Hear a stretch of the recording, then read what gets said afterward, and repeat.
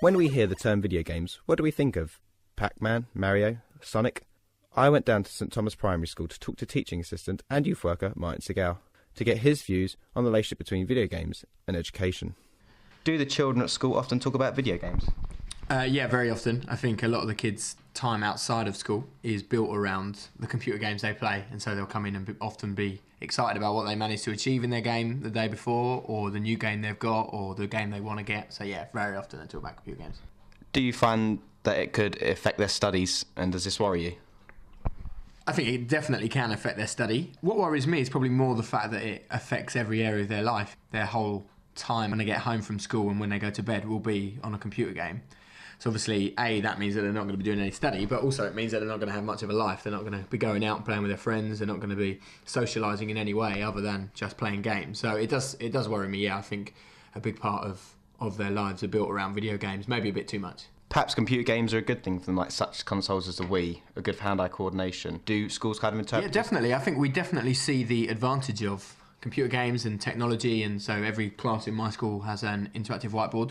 We actually have a Nintendo Wii as well at school. I've also hear you do a social youth work outside of school with older kids. Do you find they talk more about video games than the younger kids? With the older kids, they do talk a lot about computer games as well, but some of the boys at the moment are absolutely fixated on the Nintendo DS.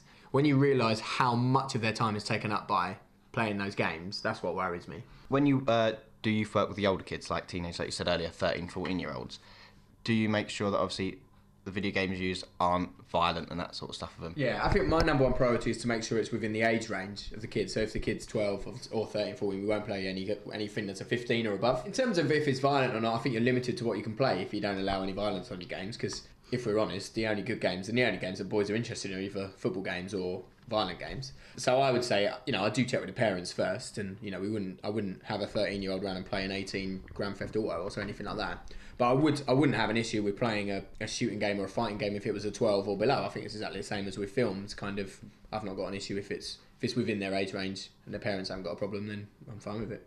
Do you think more blame needs to be put on the parents? Yeah, I do feel as though I find it quite alarming, the number of kids in my class. So I work with 8 and 9-year-olds at the moment, and the number of them that will tell me that they have played certain games, which I know are 18s, does worry me, because I think it's opening them up to things that they don't really need to see until they're, you don't really ever need to see, but until you're older and you're able to kind of deal with it. So I know kids that play a lot of the kind of games, and you can see the impact in it in terms of their language they use. They kind of hear things on these games and they'll repeat it and their kind of actions. So I think focus does need to be put on that. I think a lot of parents see it as guidelines rather than as, actually, this is, if you're under 18 you can't play this. And I think that kind of needs to change, because I do feel like there are good games that kids can play that aren't kind of the rubbishy ones until they hit a certain age, but actually are age appropriate.